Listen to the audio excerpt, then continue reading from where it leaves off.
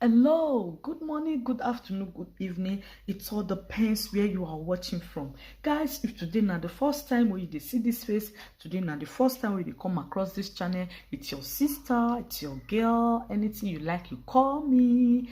Please don't forget to hit the subscribe button, like, comment, and share this video. Thumbs up for the host.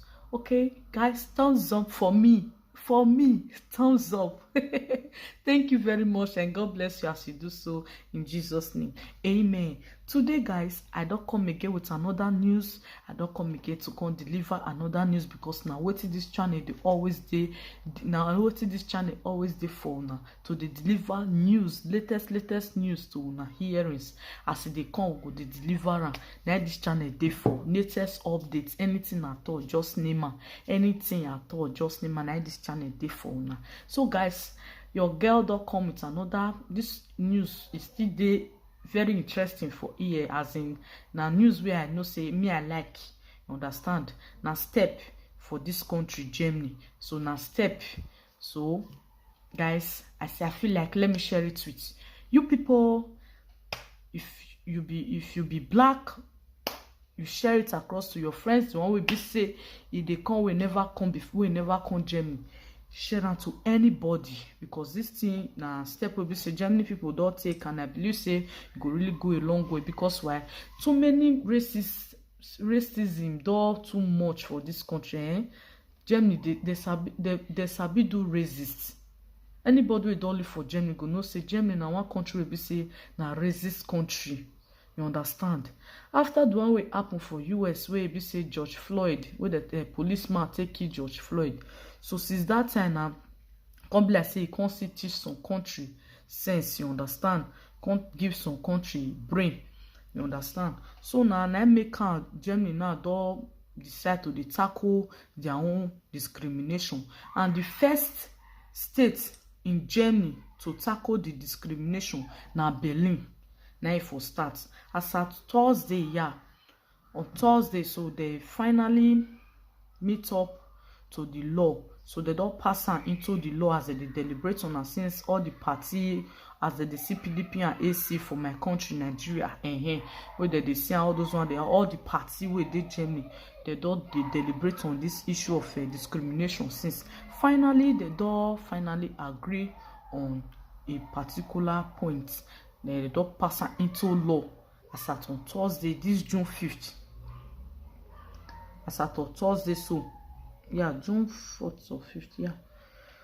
So guys, let me read it for you guys so that you will know what I am talking about. The news, it is very interesting and fine day. Not only say maybe they don't your pass into law, say fine day. Anybody will discriminate, we molest person anyhow just because of color or age or anything, fine day. Make I read down for una, make una ear still hear am with me, as the thing they make me they very happy. So una too go still dey very happy, because I know say many of us we don't really suffer discrimination for this country. For Germany, we don't really suffer discrimination. This thing na thing of joy for us, because now waiting most of us they fight for, say make they stop am. Because this discrimination in most places, they know they use am give person work. Even if you qualify, you get everything, but because of your color, that job where you go there go find, they no go give you. If na bad person you meet, they will be say na racist, e no go give you. If na appointment you get, you feel reach there, e go disappoint you. You understand? If even we where they see people will be say they seek asylum, you understand, this thing still they affect.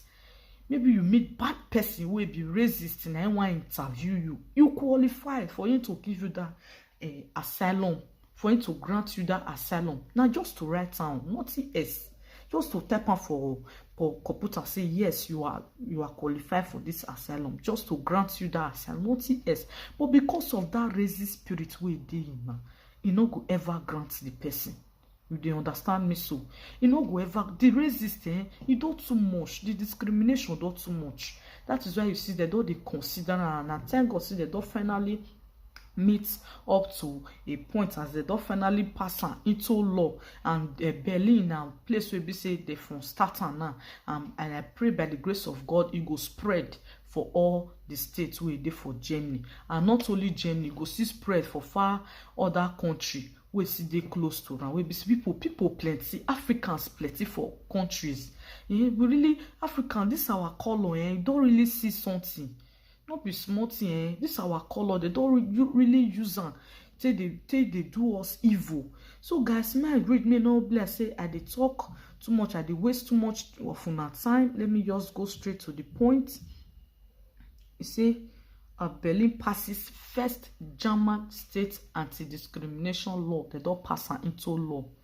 So the city-state new law explicitly bars public authorities, including police, from discriminating based on skin color. Including, they not exclude their police, so their police is included, because most police now that they do this kind of evil. Waiting don't go see with their fellow. They feel see you. Guys, if you don't live for Germany, go know how they talk. They feel see you for train station. You know they do anything evil. You know even motive person. You know stand near person. You don't do your own. They will come harass you. You understand? So they will come harass you, begin search you, everything. Just because of this discrimination. People don't really go through a lot. People don't really go through hell because of this. Before you know it, they forge one allegation for your head. You understand? You feel they do it, just they waka your own. Police go pull you over. For nothing sake. You not keep person. You not steal. You not do anything wrong. They'll just pull you over. To begin embarrass you. So I thank God say this law too, as they talk, it still affects the police people, not just be ordinary citizens. It affects police too. And police body self therefore starting. May police stop the oppression and discriminating is not good. Two people they fight now or argue. Police will just come now. Now that person will get their color. Now they'll fair ask question. You see and so. And so God will want you go come bless something won't happen or something won't come happen. You come bless that person so if they speak their language, it don't finish. They never care to want know your own opinion again. They go just focus on the person, anything the person tell them, whether na lie, whether na truth. And you wey know they hear the language, you know go feel know what the bad person talk. Before you go know, they don't they search you, so they don't they molest you, they don't turn the thing for your head. People really they pass through a lot for this country. And I see thank God say they start from police body to they address this issue. They start from their body. So guys, from discriminating based on skin color, gender, or other factors, lawmaker says the new rules help to address systemic racism in Germany. This new rule, so it help to address this racism in this Germany. Thank God for that. I thank God. Say Berlin, the first state to pass its own anti-discrimination law on Thursday, with a majority of state lawmakers approving the law. Majority of all the state lawmakers now approve this law. Of the state lawmakers approving the law. The law explicit bar public authority, including police and public schools, from discriminating based on background, skin color, gender, religion, physical or mental disability, world view, age, and sexual identity. You get me clear now? These are the things where the list starts for them not to do, as in to discriminate person because of a color, to discriminate the person because of say maybe you be man, he be woman. You understand? You discriminate them because say he be Christian, you na Muslim, religion. They discriminate the person because of a mentally health or a physically, as they are physically appearance or anything. You just hate the person All those kinds of things. So now the doctor say they don't pass into law now. Say if that should happen, problem go there. They don't pass into law. Say make they know they do such thing again. He say people can also not be discriminated against based on lack of German language. Oh, this one sweet me, oh. This one sweet me, oh. This one sweet me, oh, guys. This one sweet me. He said people can also not be discriminated based on lack of German language. They really try. Because people don't really suffer because of this language, guys. People don't really suffer. If you know sabi speak German, they feel that is if you know you sabi speak German, what is they go use your eyes see for this country? No be small thing. Now they don't put out law say people cannot be discriminated because of say you know they speak language. This one sweet me well. It sweet me well. That is not everybody is equal as it can't be like this now. You like they speak German, you like you know they speak German, nobody will discriminate you. Very good. Me, I like this one. Yes, so I did very, very happy. Will not be I just did very happy for this particular place. So just make me very, very happy. Say people can also not be discriminated against based on lack of German language. You see, I did very happy for this particular news now. I just did very happy. This one sweet my belly. Where? Or maybe chronic illness would be that type of person where they sick all the time. They no go they laugh you again. They no discriminate you again. They no go racist you again. Or you be that type of person where say they receive small money every month. Or maybe you no go school well.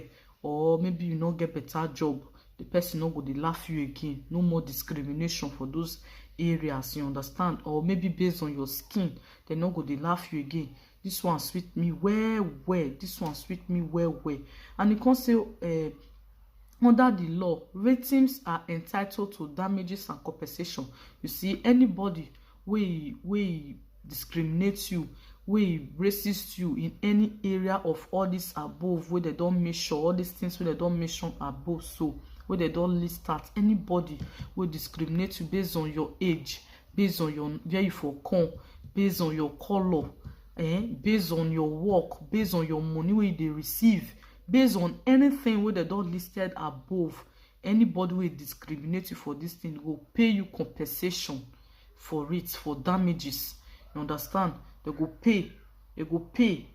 So they don't pass into law. And me, I'm very, very, very, very, very, very happy. And I believe say as you self they watch me, and I know say you they listen to this video, you self too they very, very happy about this thing, about this law. So where they don't pass. You understand? They say although the law has been in work for weeks, it's taking a new dimension in light of the anti-police brutality and anti-racism protests that have erupted in the United States and spread around the world. Say, although they talk about the discrimination for Germany, but they can't really put it into consideration. It can't take another dimension since the one way happen for US police brutality, the one way happen for US, everybody see and everybody know of. Since that time, so they can't put more force. Say no, this thing has to stop. Then they put this law, so they come out to this law, so they come out with this law, so they put more pressure, talk on the thing well before they can finally agree on that. And I believe the number one state now will be say he start to agree on the law. So why did they pass this new law? Question: why did they pass this new law? The new law in Berlin goes further than current federal general equal treatment that was passed in 2006. This one go further. It go further than that former law where they fair pass in 2006. Understand? The federal law explicitly cover discrimination in employment and between private citizens.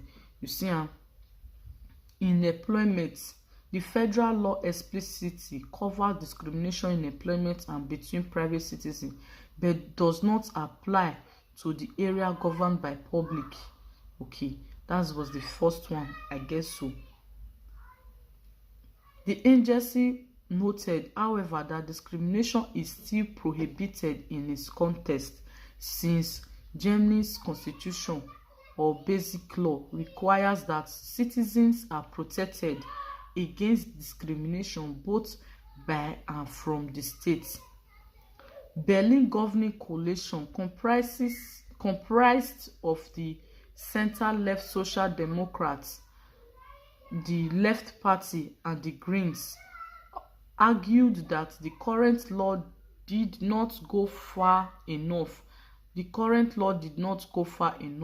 that the new state rules help to close legal gap.